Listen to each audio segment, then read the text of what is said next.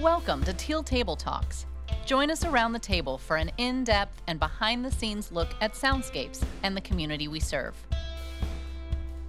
I'm Carol Minter, Executive Director at Soundscapes, and my special guest today is Mayor Phillip Jones. Mayor Phillip D. Jones is the 27th mayor of Newport News, Virginia, and our city's youngest elected mayor. Mayor Jones is a graduate of the U.S. Naval Academy, as well as Harvard Kennedy School for his Master of Public Policy and Harvard Business School for his MBA. Over the last decade, Mayor Jones has served in leadership roles in the public and private sectors, both as a Marine Corps infantry officer, thank you for your service, Thank you, and as a management consultant with a leading global firm. Mayor Jones' vision for Newport News is to become an all-American city. He's focused on leveraging public-private partnerships, modernizing city hall processes, and elevating the Newport News narrative on a national level. Thank you for joining me today. Really appreciate your time. Carol. I'm really excited to be here. Whenever Soundscapes needs me, I think as the mayor of Newport News, I should be available. So thank you so much for the invite. Wonderful. Well, you are coming up now on almost 6 months as mayor. How's it going? Yeah, it's been, so one, I tell everyone to be sort of mayor of your hometown is a humbling experience. My parents live 6 minutes away from here. I live 3 minutes south of here. So I think it's just great to come back and to be mayor. I think obviously we had a rough couple of weeks for the whole administration with the incidents that happened at Rich Neck. But I do think that the community pulled together. I think city council, the manager, the school board, everyone really came together to make sure that we were going to prevent that situation from happening ever again and to make sure that we had everything in place. So all in all, I think it's been a long 6 months, but I'm looking forward to really taking the summer to reset on city council and their priorities and to make sure that we have the right vision for our city. Wonderful. You know, I am really excited about our city leadership right now. Not only did you join in January, but we also had 3 other new city council members join in January. We have a lot of fresh energy. Yeah. This is a little strange for me to say, but our new leadership makes me feel old. And I'm not old, but I love we've got such youthful and such great energy on city council right now. Like it's very exciting as a citizen to see how our leadership is developing. What are you excited about right now? Like what's something that's going on in our city that makes you excited? Yeah, I think when you look at the composition of city council, I think of it as a body where you have, Councilman Vic is the heart or Councilman Ely is the eyes. Like everyone has their role and everyone plays it in a perfect manner. And so I'm really excited just about the teamwork that you see. All of us get along. There's no petty differences. So that's what I'm most excited about. I'm excited about the opportunity. I'm excited about the future because once you have a strong team, that sets the foundation. That's the baseline. Then you can do all the cool things that you want to get done. But it all comes back to the team. That's important. I'm glad to hear that everybody gets along well. I mean, so do you feel like you have kind of a shared vision for where the city is going? We do. I think so. We have a city council retreat in a few weeks, and from there we're going to talk about the 5-year plan. Are we going to move City Hall? Are we going to which high school are we going to build? How are we going to develop whether it's the airport or downtown, different parts of our city, Lee Hall, Inview, Plantation. There's a lot that we have to do, but I do believe everyone wants to move the city forward, and I think that mentality is hard to come by in a lot of cities. Sure, absolutely. No, that forward-thinking vision. It's not always what you get, so that's exciting. As a citizen, I'm very excited to hear that. No, that's great. So something we were talking about a little bit kind of before the camera started rolling, you are everywhere all the time.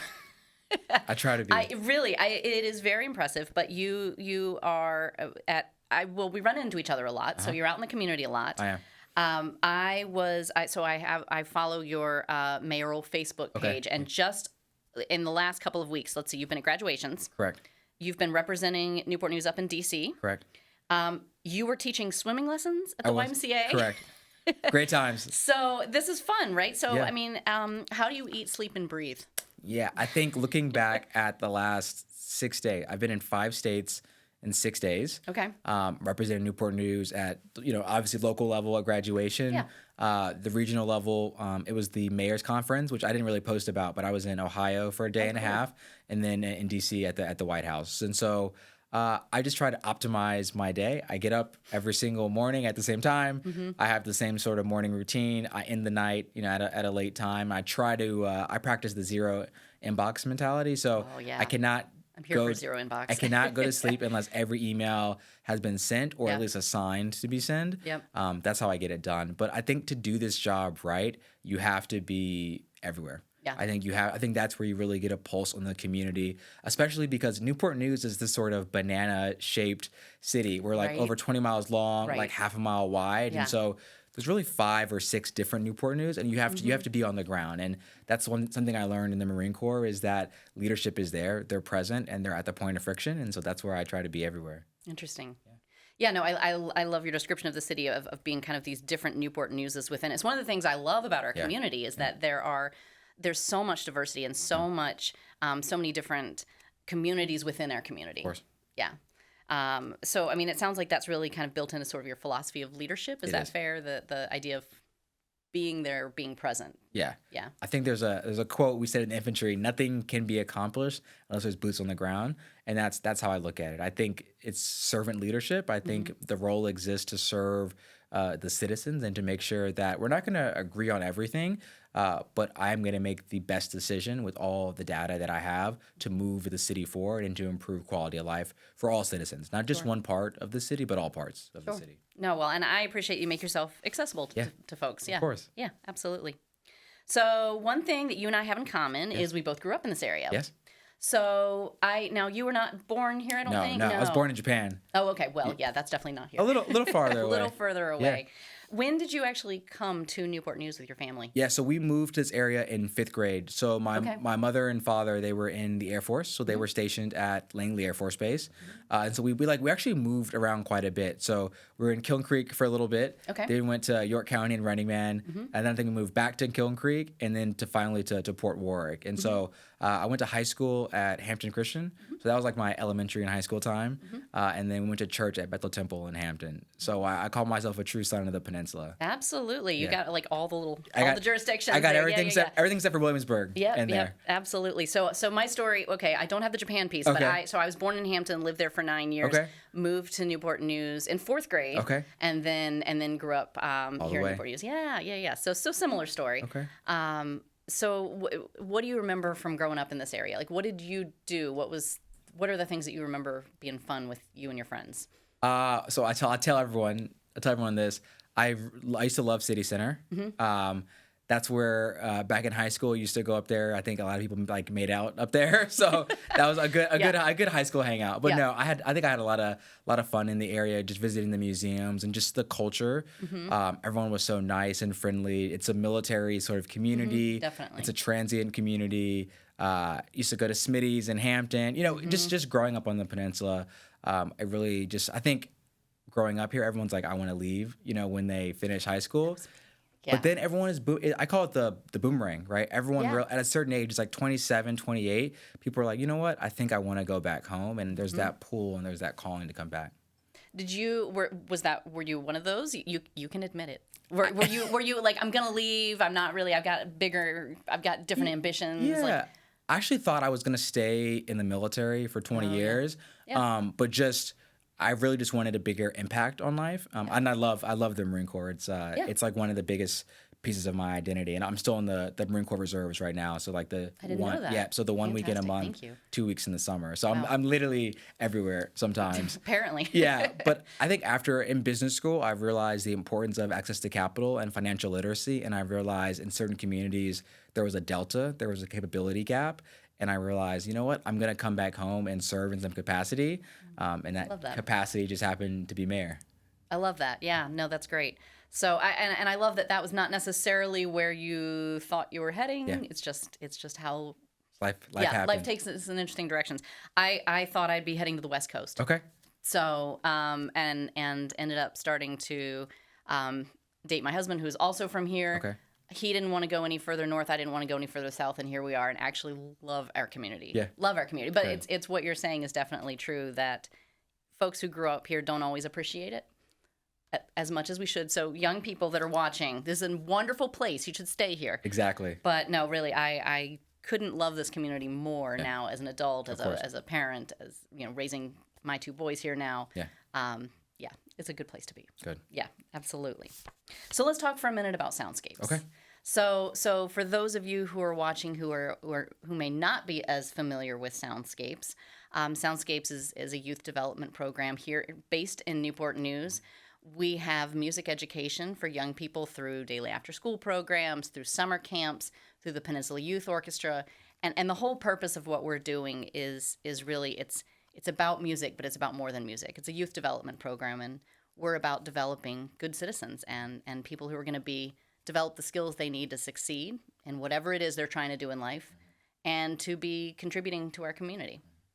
So you actually got to come see Soundscapes last year. You came to one of our summer camps. I loved it. Yeah. So talk about what was your impression, because you really didn't know anything about our program until you got to come see it, right? No idea. So Yeah. I think it's important. I think for years everyone said STEM, and I think STEM is important. But if you add the A, it becomes STEAM, and I think that's really important. I think that is the total comprehensive view of how we can develop our children. And so when the invite was given to come to Soundscapes, I was like, oh, I used to play the trumpet, as you know, years ago. Was not very good, but I can still kind of play. But played the trumpet, and so I believe there's a part of the city that needs to be developed, and that's arts and culture. That helps develop a different part of the mind more than just math and science. And so when I came there and I got to play the drums with the kids and just listen in, I could just see the excitement on their face, something new, something different, and it just opens up a whole new avenue of life for them. Absolutely. Well, no, and I love what you said, because when we talked then, I just really picked up on the fact that you really understand the value of arts and culture. Course. Yeah, and not just for our program, but for the community as a whole. Why do you think that's important for a thriving community like ours? I think when you look at what makes a great community, you can't just have 1,000 pizza places or 1,000 banks or 1,000 schools. Or you need a diversity. I think diversity is a strength, but it's all forms of diversity. And if you look at all the great cities, they have a thriving arts culture. It's art and culture combined.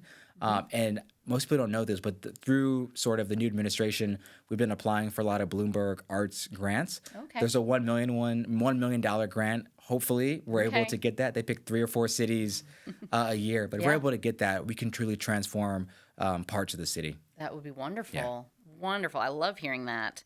Fantastic. And I know you've talked about wanting Newport News to be an AllAmerican City. Is there an arts and culture piece to that as well? It all goes together. Yeah. And so I think it's about how do we make sure I think we have the best teachers in the country in Newport News. How can we make sure that we have high SOL? How do we make sure that we have good economic development, high-paying jobs? Think about Jefferson Lab and the tech center and all the tech transfer that we could have. So there's just different parts of it. But I tell everyone, like, Newport News has all of the assets. It's a puzzle. We have all the pieces. Yeah. We just need to put it together. But that's one of the parts we're missing is the arts and culture. Yeah. And that's why Soundscapes is so important. Yeah. I can't argue with that. There it is. Absolutely. You know, the other piece of what we do, of course, the arts piece is huge. Yeah. We're definitely, introducing music to young people who might not otherwise have access, and we're also making sure that we have lots of free performances in the community. So we're definitely contributing to that. But really, the other kind of flip side of what we do, and that's really important, is that we are developing young people, and we're giving them a positive place to be and to develop. You mentioned kind of at the very beginning your start to your mayoral is that the right term? Yeah, mayoral term. Yeah. It was a rocky start. Yeah. That we had an incident of community gun violence here, and that really shook our community. And our community since then has been in a lot of conversation, a lot of dialogue about what can we do as a community to make sure nothing like that ever happens again. And I personally believe that youth intervention programs, getting to the young people before they even start down that path of either becoming a perpetrator or a victim of gun violence, that needs to be part of the solution, right? So, I think that's one thing that I'm really seeing in our city, and I'm really proud of as our city, that we're having these tough conversations as a community. But I know there's been investment by the city in programs that are these kind of youth intervention programs. But what do you see as the role of programs like ours that are kind of these youth intervention programs? What can we be doing to help support and make sure nothing like that happens again? I actually have a pretty good story or vignette for this. So when I was in grad school, I took a class by former Mayor Nutter of Philadelphia. And so, he's sort of been following me throughout my entire career. And I saw him after the shooting at Rich Neck, and I was just getting advice. And I told him about, hey, I'm trying to go to every single murder scene and show up and be visible. And he said, you cannot go to every single scene and you cannot talk to every single mother. He said, but what you can do is that you can make policies and procedures that help prevent that. And that's how I see the violence interruption program is it's a wraparound services. It happens far before the actual incident of gun violence. But if we're able to divert just a few individuals, that's going to have a macro level effect on the city. And so that's how I see the role of mayor, city council is we need to fund programs that help divert people, get them off that quote unquote bad path, Right. but just back into a pipeline. Because yes, I've worked hard in my life, but I'm a product of pipelines, whether it's, I think cradle to college instead of school to the prison pipeline. It's all about pipelines and how we develop that. Wonderful. No, I'm really glad to hear that, actually. That's great. So I like I said, I appreciate all that you're doing in our city right now. And we've talked a little bit about Soundscapes. We've talked a little bit about the work that you're doing. Now you mentioned that you did at one point play the trumpet, but Yes. you are not necessarily an active musician right Correct. now. That's Correct. okay. I'm not either. Correct. It's okay. There's a role for us in the audience too, right? So I have a couple of questions for you, but I'm you don't ready. have to be a musician to answer. Okay, I'm ready. Okay. All right. Here are our rapid fire 4. Let's do it. Okay. Number 1, what is your favorite instrument? Oh, trumpet. Easy. There you go. Yeah. These aren't going to be too hard. Okay. All right. Number 2, what is a memorable recent concert that you attended? Ooh, a concert. I don't. Does Alvin Ailey count as a? I mean, that's like ballet. I don't know if that's a quote unquote concert. Well, I'll say we'll Alvin count it. Ailey. Yeah. Okay. All right. Fair enough. What was your dream job as a kid? Mayor. Really? Really? Uh-huh. Well, this is working out for you. There it is. If you had one magic wish for Soundscapes, what would it be? And magic, like you can anything. Expand it times 10 Okay. across the entire Hampton Roads. Amazing. There it is. Yeah, we'll work on that. I like it. Okay. That's it. Okay. Thank you so much for being here today, and thank you for watching and listening. Thanks for joining us around the Teal table. Learn more at soundscapes.org. Soundscapes is supported in part by the National Endowment for the Arts, Virginia Commission for the Arts, Newport News Arts Commission, Carnegie Hall through the Play USA program, LA Phil through the Partners in Music Learning program, DeDario Foundation, Town Bank, the Bernadine Franciscan Sisters Foundation, and the City of Newport News. Learn more at soundscapes.org.